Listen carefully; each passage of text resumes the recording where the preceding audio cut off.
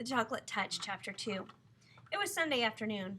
The sun was sinking low in the sky, but the air was still quite warm.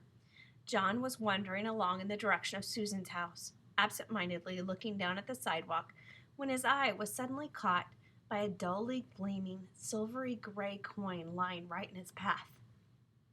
The coin was the size of a quarter, but even as he leaned forward eagerly to pick it up, John noticed there was something strange about it. It did not have a picture of George Washington or a picture of an eagle. On one side, there was a picture of a fat boy. On the other side were the letters J.M., which was funny, John thought, because those letters happened to be his initials. Grasping the coin firmly, he ran on toward Susan's house. She liked to collect things. He thought she might be interested to know that he had the beginning of a coin collection. Although he was in the habit of going over to Susan's by the same route once or twice almost every day, this afternoon John found himself turning left where he usually turned right. I always go the same way, he thought. This time, for a change, I'm going a new way. He didn't stop to consider that you cannot go east by going west unless you go all the way around the world. Only 2 blocks along the unfamiliar street, John came to a small corner store. It was a neat red brick building with 2 big show windows. They were full of all sorts of candy. Susan was immediately, absolutely forgotten. John pressed his nose against one of the windows. He was imagining the taste of the chocolate-covered almonds and the chocolate fudge on the other side of the glass when he noticed a man in a white apron standing behind the counter and beckoning to him. John was surprised. He hadn't expected the store to be open on Sunday. "Don't just stand there in the doorway, John," the man called heartily. "Come on in and get some fresh, sweet, creamy chocolate. There's a special sale today." How did the man know his name? John wondered. He couldn't remember ever having seen the store before. The storekeeper saw John hesitate. "The chocolate I use in my kitchen comes direct from the heart of Africa," he said. "I use none but the finest ingredients. And my recipes, well, I bet you've never had chocolates like mine before. Come on in." "Thank you," John replied, walking into this counter. "But see, the trouble is, well..." "No money?" the storekeeper asked. "No money whatsoever? What have you got there in your right hand?" John had forgotten the old coin in his hand. "Oh," he said, "this is part of my coin collection. I mean," he added more honestly, "I'm going to save this coin and then get some more to make a collection." "Let me have a look at it," the storekeeper said. He looked briefly at the coin. "Aha!" he exclaimed. "Is it any good?" John asked, his hopes suddenly rising. "Very good," said the storekeeper. "In fact, it's the only kind of money I accept. But I don't suppose you'd want to spend it on a box." "A whole box?" "I imagine you'd rather keep this for your coin collection than spend it on chocolate, wouldn't you?" "Oh, no," John said. "Chocolate any day." "Go ahead, then. Help yourself," the storekeeper said, pointing to a heavily laden show table, piled high with large cellophane-wrapped candy boxes, all exactly alike. "You mean I can have one of these?" John asked, his eyes round with surprise. The candy boxes were as big as the ones his father always brought home at Christmas time. "Just help yourself," the storekeeper assured him. "That is, unless you think it might be better to ask your mother first." "She wouldn't mind," John said hastily, and blushed. The storekeeper winked knowingly. "I'm sure she won't," he agreed. "Not in the long run, anyway."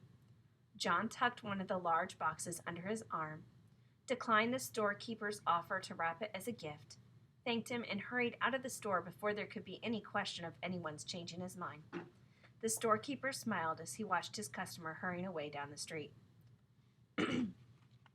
John decided that it might be sensible to enter his house quietly by way of the kitchen.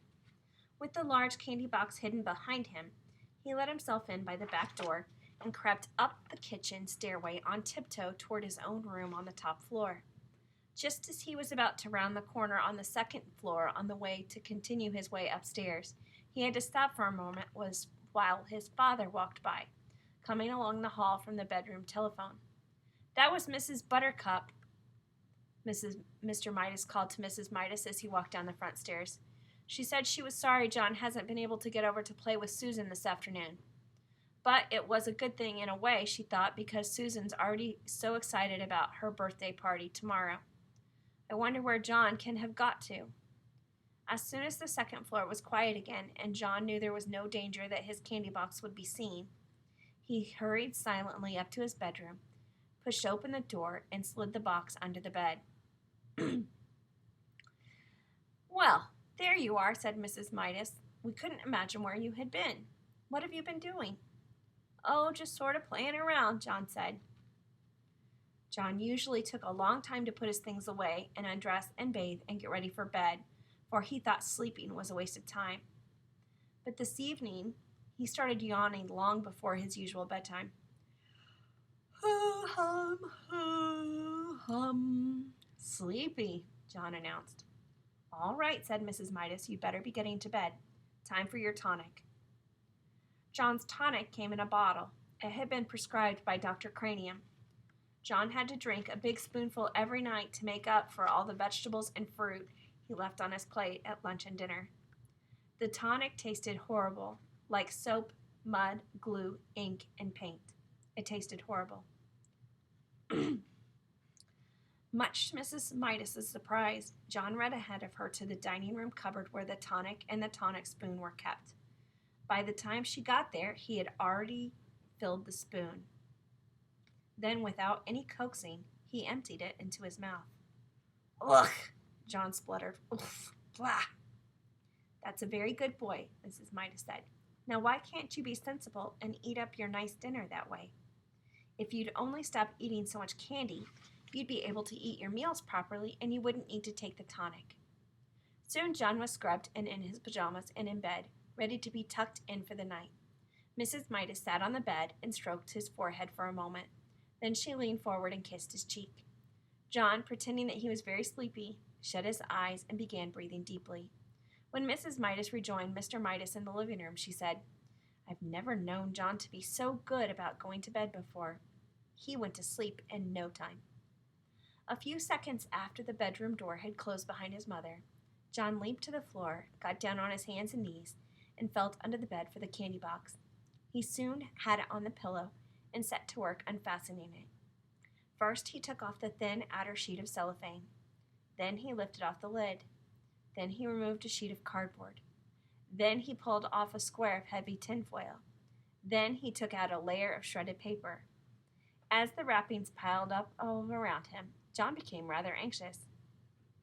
At last he came to a small central ball of cotton batting, and there, right in the middle, was a little golden ball. He picked at the ball with his fingernail and peeled away the gold paper, revealing a tiny piece of plain chocolate. It was the only piece of chocolate in the whole box. Deeply disappointed, John nevertheless put it into his mouth. He had never tasted a chocolate quite like it. It was the most chocolatey chocolate he had ever encountered.